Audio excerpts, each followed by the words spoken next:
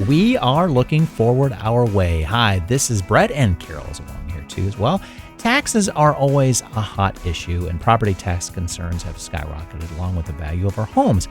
It's time for the triennial update on property values. It's also timely for our expert guest to provide us with more updates. We welcome Franklin County Auditor Michael Stinziano to our studio. We were just talking the fourth time. Always excited to join and talk to folks about what the auditor's office does and doesn't do. Yeah, exactly. Well, and what's a little scary, though, is that we're in our sixth year of podcasting, and 4 times we've needed the auditor here to answer questions. That, in some way, is a little scary. Maybe if you could help us tone down the issues around property taxes. Well, there are people out there trying to do that, Yes. so we'll see if they're successful. That's right.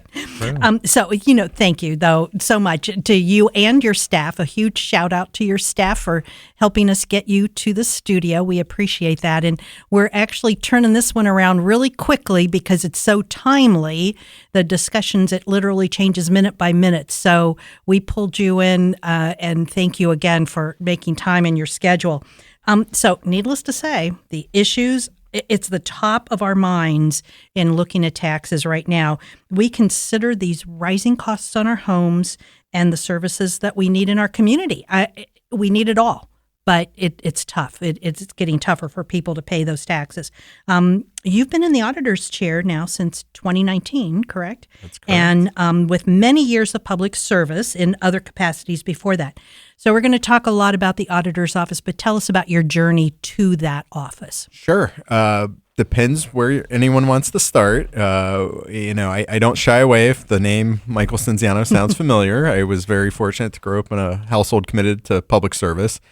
And as I tell particularly my kids or other young folks, before there was Twitter, before there was email, before there was the Facebook, mom and dad gave out our home phone number. And so if they weren't home, I was on the front line of constituent service. So having a father serving in the General Assembly, a mom that worked for the state, was very fortunate to see the commitment an individual could have in their community, working with community members and improving outcomes.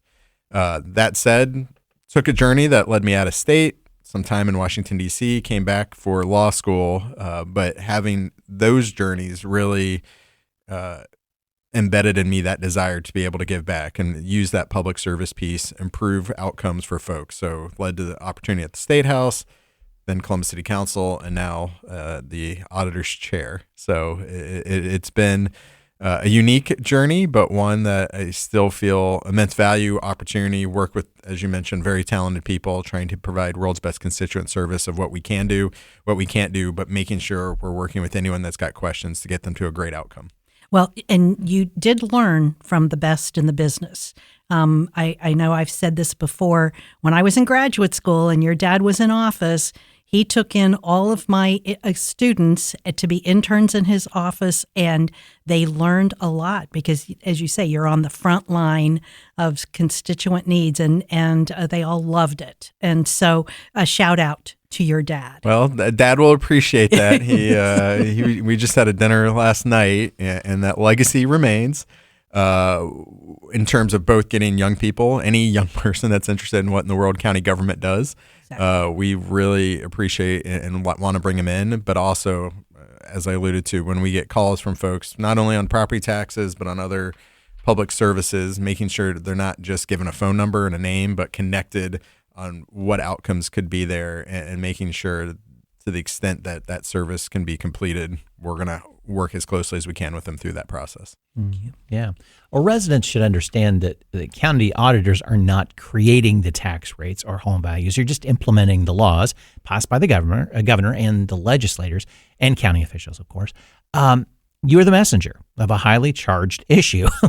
Let's hear about your role in the tax process and goals that you have to set to deliver quality services to the county.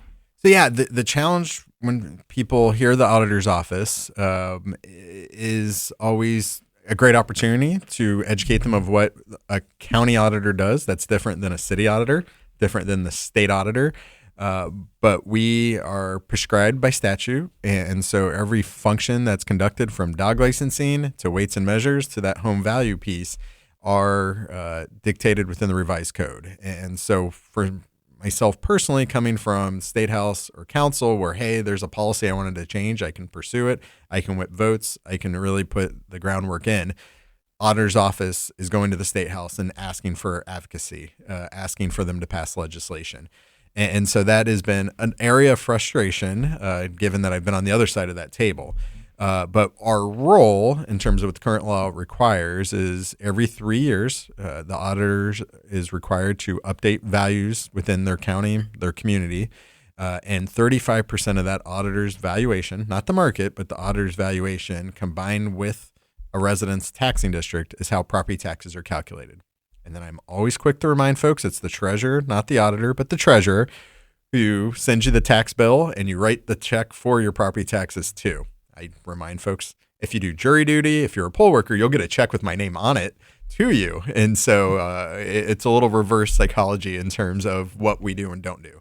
But it is all prescribed by law. There are clearly frustrations. There are programs that I personally feel could be adopted by the General Assembly that would provide a relief for a lot of the concerns we hear about particularly older residents feeling like they're going to get property taxed out of their neighborhood, but any resident kind of budgeting, going through different economic circumstances, not letting the property tax issue be one that is causing them to say, I can't stay in this neighborhood, I can't afford the school district, or get the services that I'd like for my family and community.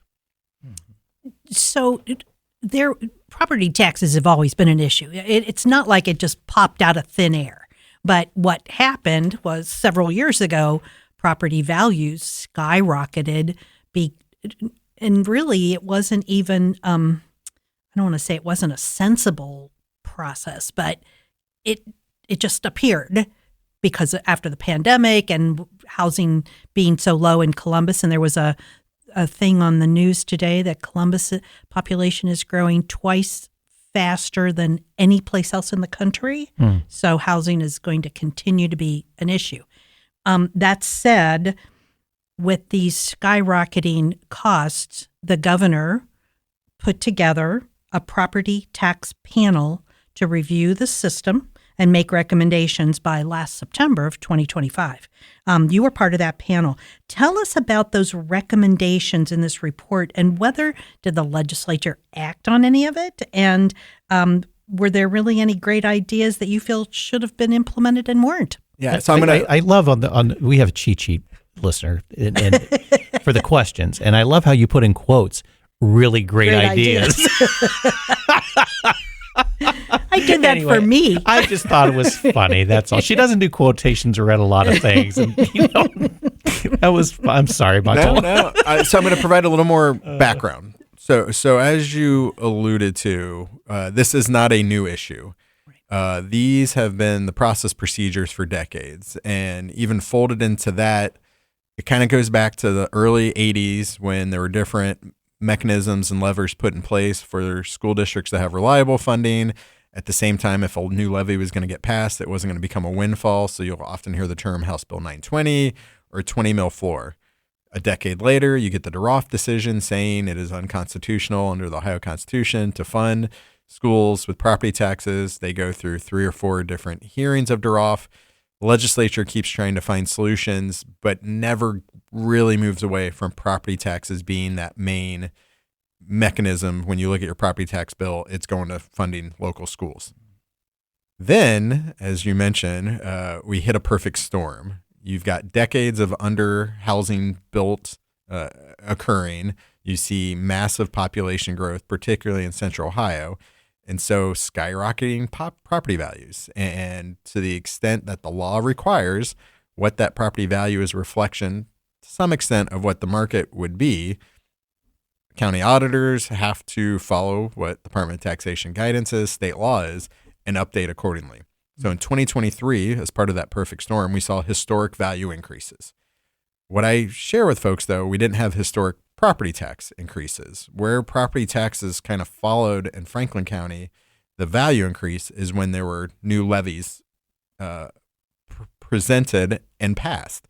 But for 2 levies in 2023 passing, 50% of property taxes would have been flat or actually decreased. I say it all the time. Your value can go up, your taxes can go down. Your value can go down, your taxes can go up. It's so driven by what is occurring at the taxing district and at the ballot box. All of that on background to get to, yes, the legislature has said for the last 2 years, the number one issue we're hearing about is property taxes. People want solutions. People are concerned. So during the budget process, the General Assembly put in some proposals that the governor ultimately vetoed. Didn't think they had had enough hearings, not enough subject matter experts. To some extent, I'll paraphrase, he thought it was rushed. That led to a commitment. We're going to put together a governor's working group. I was not on the working group. Okay. You had 2 auditors representing the Auditors Association, but I did testify about one of the proposals. In Franklin County, we have been presenting a menu of options of means-tested programs. So other states have these existing. They provide relief, substantial relief, and real relief that people are going to see on their property tax bill. The working group ultimately came forward with about 22 proposals, running the gambit of eliminating an LLC loophole, adding neighborhood stability zones. That's the one I testified in favor of, but also trying to attack the 20 mil floor and some other areas that other counties were seeing as pain points on property tax bills. The General Assembly, after the working group, did pass 4 pieces of legislation that you will hear over the next 4 years is going to provide billions of dollars of tax relief. The bad news for anyone in Franklin County, they're not going to see a lot of that tax relief. The main relief you'll see is an increase in the owner-occupied tax credit. So it's a tax credit that currently exists. So if you own your home, your primary residence, you get a 2.5% increase. That's going to grow over the next 4 years, but it's not going to show up until the first half of the 2027 tax year bill. Consequently, though, they're also eliminating the non-owner occupied tax credit. So if you had a second or third property that maybe you were deriving income from, you're not going to get a benefit for that anymore.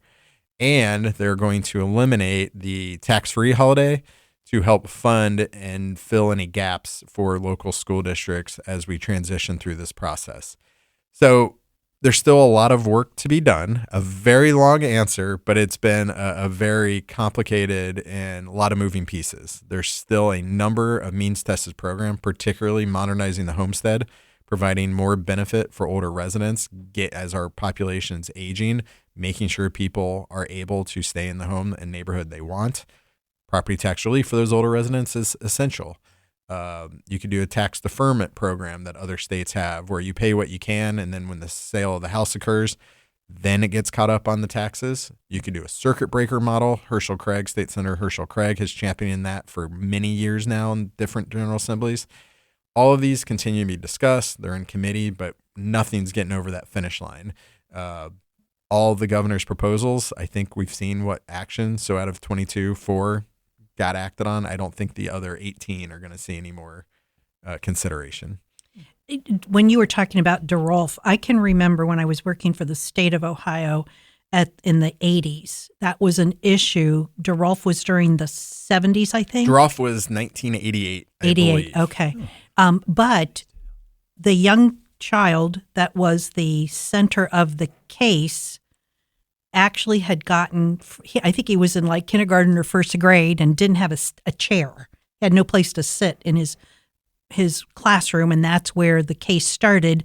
He was actually like out of high school, maybe even out of college by the time it went through the court system. And it still hasn't been enacted on, and the Supreme Court stopped talking about it. So I teach, I along with being county auditor, I serve as an adjunct law professor over at Capitol Law School, and we spend one of our classes talking about DeRolf.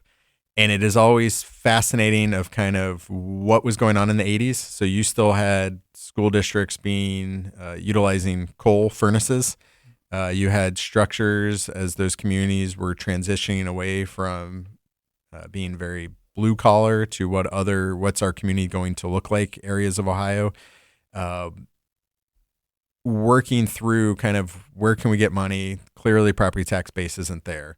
To your point, Supreme Court ultimately said, we're no longer going to tell the General Assembly how to do their job, just that they're not meeting that constitutional piece. And you saw a shift in the members of the Supreme Court. That also was occurring during all of this. Mm-hmm. And so, yeah, it's decades-long problem that everyone's still going back to the General Assembly, asking them to come up with appropriate solutions, and remains, even today, a topic of what can we do, what should we be doing, and everyone's looking for leadership.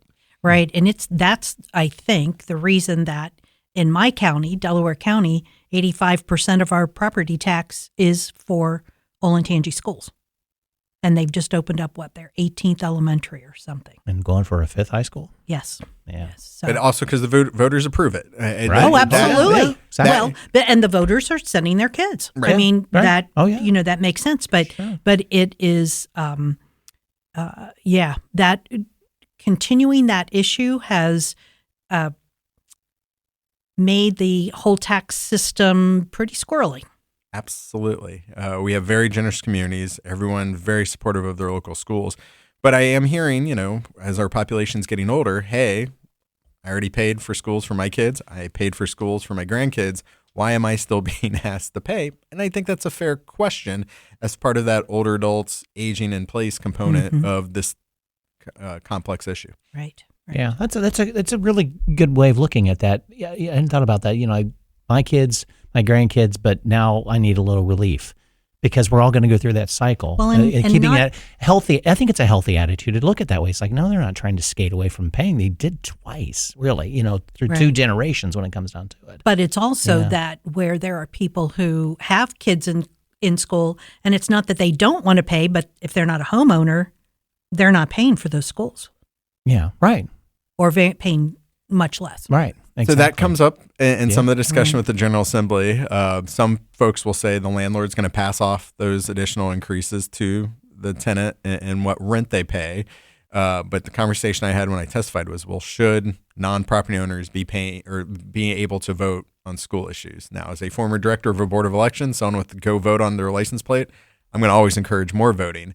But you have members of the General Assembly thinking maybe that helps get the people who are going to pay for this more aligned of what could happen at the ballot box. So as opposed to fixing the problem, they're seeing a lot of other options. I hear action. every day. I hear a lot of Yes. stuff. Oh, yeah. Yes, Yeah, there exactly. you go. There you go. Well, every 3 years, property values are reassessed. Your office has begun that process and will be working with residents through this year, 2026.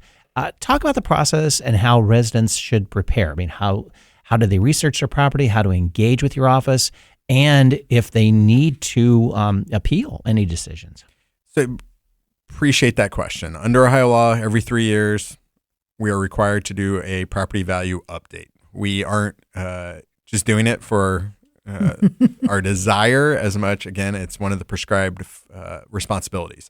So the minute the last 3-year appraisal ended, we start looking and preparing for the next one. So for the last 2.5 years, been preparing for this 2026 update. What property owners need to be doing that is a benefit for them is understand some of the timelines, understand what that process looks like, and make sure the data that we're relying on is accurate. So any property owner in Franklin County can go to the auditor's website, look up your property record card, make sure the square footage is aligned, make sure we've got the bathroom count, other features, because that's all going to factor into the calculation of what the value update will be. As part of our process in the value update, particularly in a triennial update, it is looking at recent neighborhood sales. And so soon we have a one-stop shop, Know Your Home Value website, where anyone can go and look at what we've deemed your delineated neighborhood. So we have tried to find properties with similar characteristics, land size, the history of the property. So when it was all kind of built, and the valuation is going to correlate a little bit of what recent sales will look like. That property card piece is a huge factor, and then knowing what's going on with the sales. So checking that neighborhood property card and then going to the Know Your Home Value website. Then you can anticipate in June the auditor's tentative value being presented to every property owner. We'll mail it. It'll also be available on the Know Your Home Value website. If you're satisfied with that tentative value, you think I'm happy if I was going to sell my property, it's probably less than what I would get.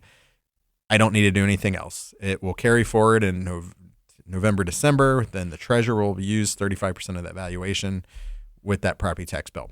But as you alluded to, if you think the value's inaccurate, too high or too low, or there's other things we're not aware of, we don't go inside any home. So say you've had massive flooding that's created black mold, or there's other structural issues, or you haven't updated the kitchen since you bought it. There's going to be opportunities for informal property value review meetings where the property owner can present additional evidence, help us get a fair and accurate value of what's going on with your property. Those will occur. You can either submit the documentation, have a virtual meeting, or meet with an appraiser in person, provide that documentation. Under Ohio law, for any changes we make from the tentative value, we have to go back to the state.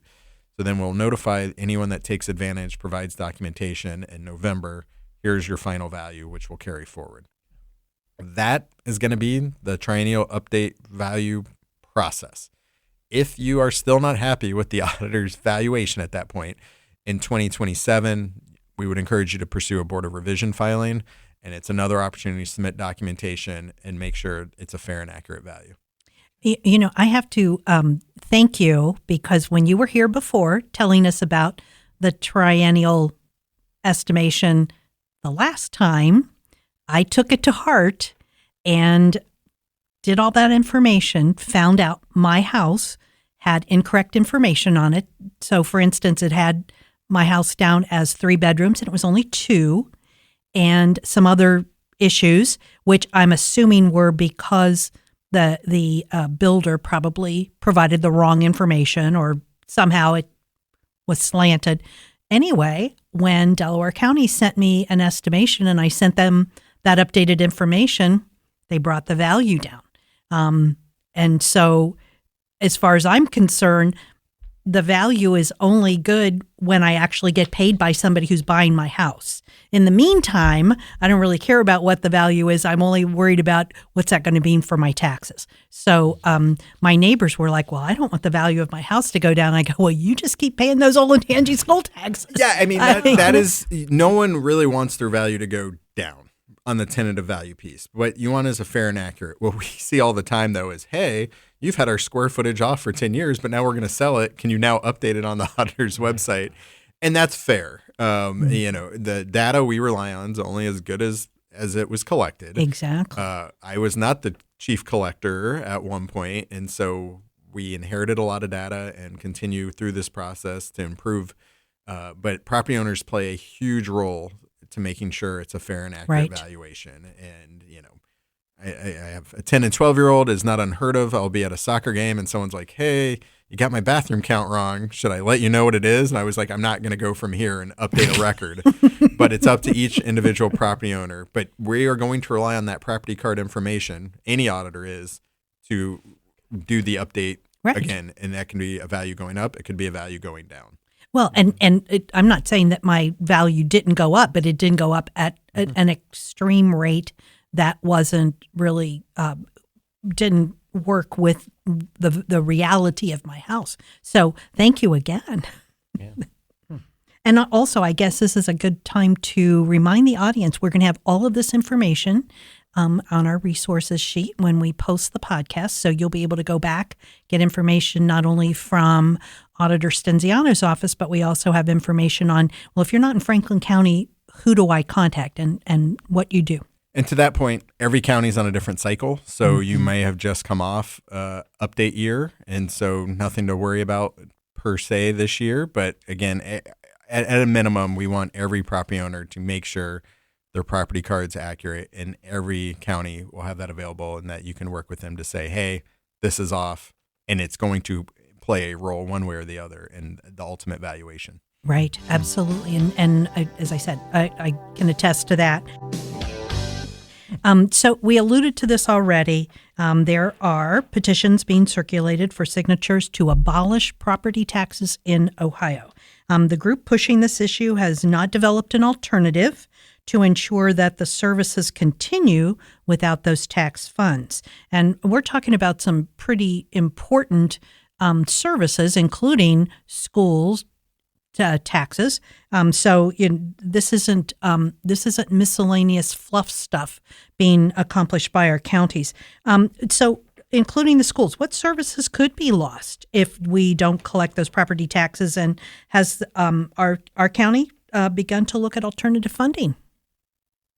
So I'll answer the latter question. No one has looked at a turn of funding at this point. I think it's a lot of looking to the legislature that if there's the elimination of property taxes, the structure and system that they have created, what do we do next? And is that an increase in income tax? Is that an increase in sales tax? Is that just cutting services? It's a real unknown.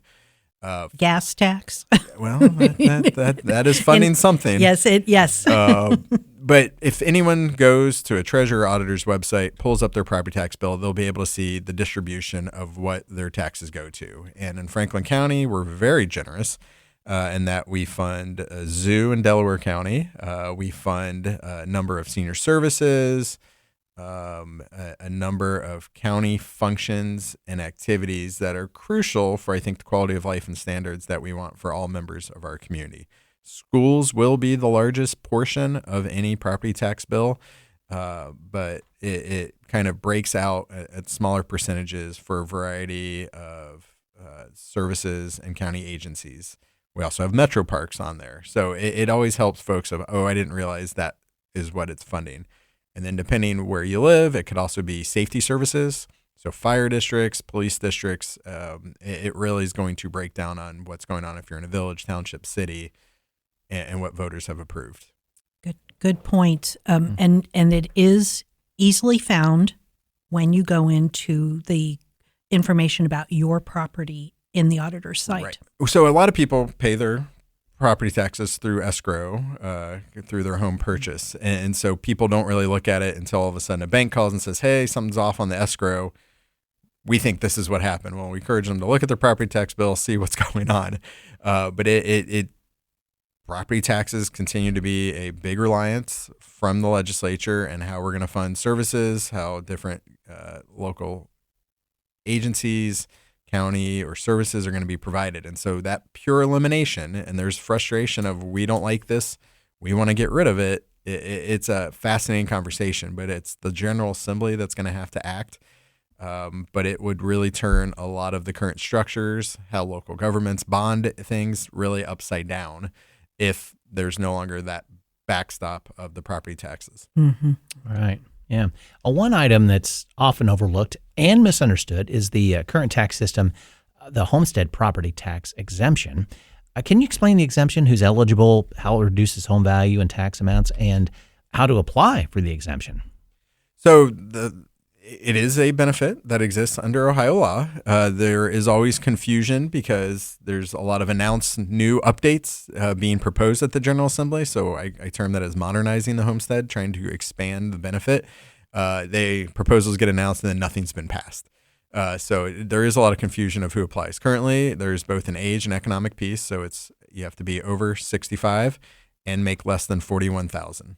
And so that is a narrow pool at this point in time, but one that if you qualify, it is a benefit. It would remove the first $30,000 of your tax bill if you had a $100,000 home, for example. So it's substantial, but it continues to be less and less older adults getting that advantage. So we get folks that, hey, I've hit 65, do I qualify? And that $41,000 piece, depending on how they prepared or where they were economically, we're seeing less and less qualify. And so trying to increase the economic piece, there was a 4-year period when Governor Strickland was governor. There was the elimination, so it was just age-based. We saw a lot of older adults take advantage of that. Then Governor Kasich came in and to balance the budget, he had the economic piece back in, but grandfathered everyone in.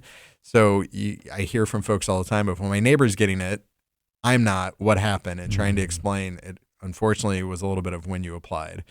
That's the biggest benefit, but there's also military disabled veteran component. There's surviving spouses of public servants that may have died in line of duty. There's other homestead opportunities. So every state does it a little different. I strongly encourage people to contact their members of the General Assembly and seek more modernization, more effort. I think there's currently 8 different bills pending that would increase the number of applicants that would be able to get the benefit, but we need to get it over the finish line. Were those changes part of that panel recommendation? Modernizing the homestead was part of the recommendation. It was not one of the ones that has passed. Yeah.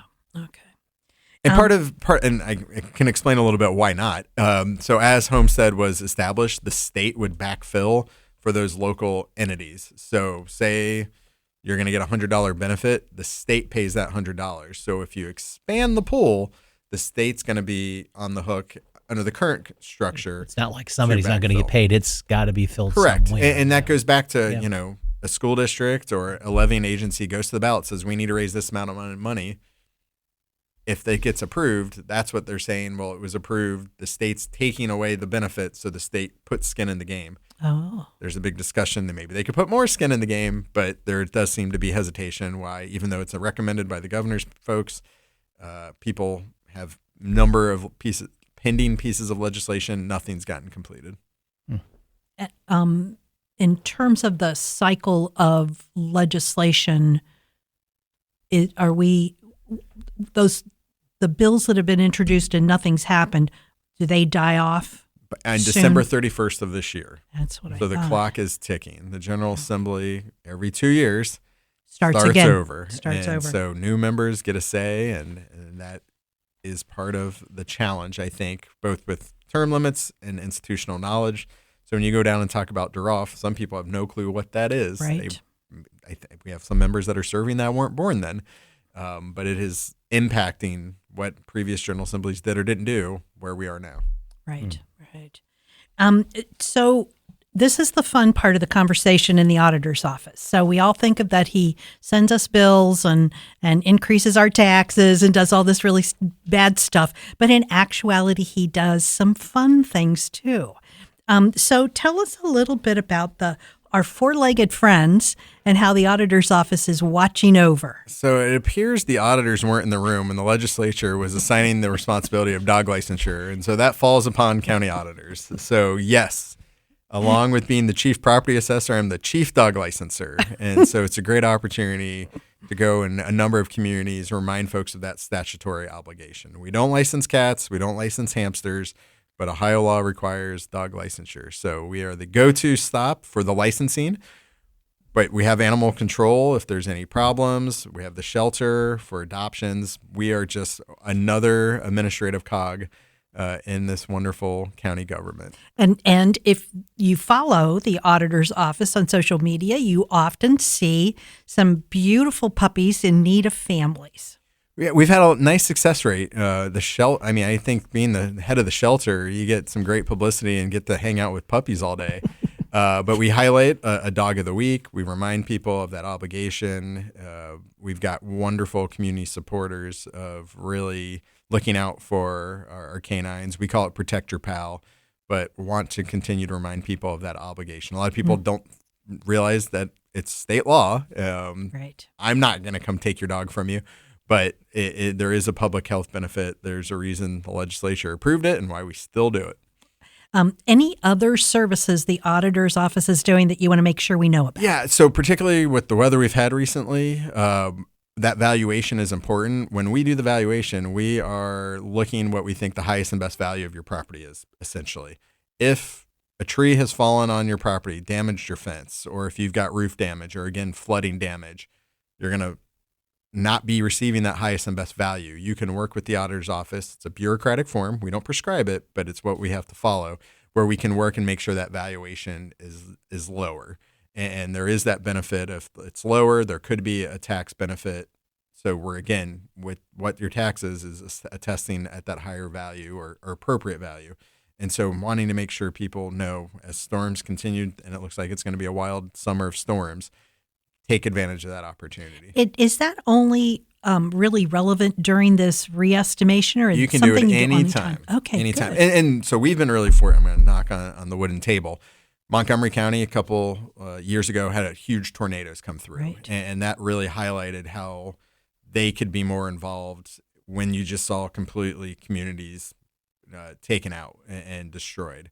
We haven't had tornadoes like that, but we have little pockets where there have been damage and destroy incidents. So like East Market would be a good example because they had that fire. Right. They could, if they chose, provide the documentation and we would update that value. That would probably be something that they would take advantage of. But you'd have to, on the reverse though too, when it's fixed, you should come back We would and update say, it. We do. Okay, from the property owner's implementation, or you just know, okay, we Local gotta go governments will share their permitting with us. So as they pull You a know it's permit, say happening. we should. Okay, gotcha. We get a lot of fun neighbors who are like, hey, my neighbor put in a whole new extension and they didn't pull their permits. There are eyes and ears as well for the auditor's office. Okay. I was just curious. And I was more of thinking of like who's obligated. You know, once it's fixed, that's only fair. You need to update what's going on. So, yeah. Some property owners do a great job of saying, hey, we got the work done. Here's the update. Others kind of wait for us to catch the permit, which is fine. Yeah. Or, as I mentioned, we're a very popular website for neighbors. Well, I'm glad you said that, because now the work permits make sense. Why they're pulled, why that has to happen. Now I get it. I just didn't realize it was a piece of that. No, we're checking because that damage was reported or maybe never was, and going through that process. So, okay, that makes sense. Yeah. And then the other piece is just preparing for this update year in Franklin County. That Know Your Home Value website is a one-stop shop. It's a great tool. We also, it's not up yet, but we will have the calculator of this is the auditor's valuation. What is this going to mean to my taxes? It is a snapshot of where we are in your taxing district, so I don't know what's going to get approved on the ballot. I don't know what's going to go on the ballot this November, but it is a snapshot and has really been helpful. We get calls from people like, wait, my value went up, but my taxes went down? Yes, and now you could plug it in, and we will verify versus me just running around the county telling people that it can occur. You can see it for yourself. No. Okay, well, that's good. No. And again, to our audience, that information about that part of your site and all of the different resources are listed in our resource sheet. The only other last piece is that taxing district component. And so as former elections director, advocate people, make sure they take advantage and vote. If you're ever going to have a levy or bond issue that could impact your property taxes, the auditor's office will send a value of your vote postcard. Want people to understand, again, that correlation of their taxing district is one of the huge drivers of what they'll ultimately get at their property taxes. So nothing is worse for me. They get a property tax bill from the treasurer and said, well, what happened here? And said, well, your community voted for X, Y, and Z. That's what's now shown up. So the value of your vote, understanding that as a homeowner, as a voter, you play a huge role in how property taxes do get established. And you want to play that role with the information, the resources that how you're voting, as well as what happens when the final votes and vote tally comes out. That's a huge issue that information is out there. You can find that. It's easy to find online, and make sure that you have all the information you need as an educated voter. And I'll make another plug for the auditor's website. We have a ballot levy estimator, and so you can plug in and see what that calculation would look like, as well as a description, because some bonds and levy issues can get very confusing. Just when you start talking about mills and the calculation, we try to make it all as accessible and available as possible. When is that estimator usually up? Because it would be for both the primary and the general, or just so we will general? do it when early voting will begin. So there are some May primary levy issues. There's nothing countywide. So it I believe goes live in about 10 days when early voting starts for the May primary. And then we'll do it again late September, early October for the November general, depending what's on the ballot. So just before you're walking into those ballot boxes, regardless if it's early voting or the day of the election, you want to take a last look at the auditor's website for your county. Strongly encourage it. Okay, wonderful. Michael, we always ask our guests for last words of wisdom to add to our discussion as we close up. Any suggestions or advice you have for our listeners today? I would just encourage them to remain active. That we've talked a lot about things, and I always share with property owners, you play a huge role in a lot of what we do. And so don't wait till you get that property tax bill. You've had multiple opportunities over many months. Take advantage of that, because it's only going to be a benefit to you versus some frustration if you get a property tax bill and try and figure out what just happened. Right. If somebody goes to the website and they're having difficulty understanding it, they can call your office. Call the office or shoot me an email, Auditor Stinziano at franklincountyohio.gov. We take a lot of pride, and as I kind of started off, providing the best constituent service we can. We've got great subject matter experts. The office is surrounded by a bunch of wonderful people. I try and get out of their way as much as I can. And so please contact us with any and all questions. I was just going to say, he just gave you his personal email. It is the place to go. So thank you. Thank you. Yes. Many thanks to our expert guest, Franklin County Auditor Michael Stinziano, for joining us today. Listeners, thank you for joining us. You're going to find the contact information and resources we discussed in the podcast show notes on our website at lookingforwardourway.com. And we are looking forward to hearing your feedback on this or any of our other podcast episodes. The views and opinions expressed by the experts interviewed on this podcast are their own and don't necessarily reflect the views of the podcast hosts or any affiliated organizations. The information provided in these interviews is for general informational purposes only and should not be considered as professional advice.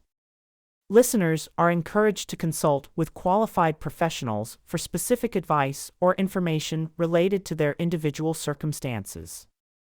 The podcast host and producers don't endorse or guarantee the accuracy, completeness, or reliability of any information provided by the experts interviewed. Listener discretion is advised.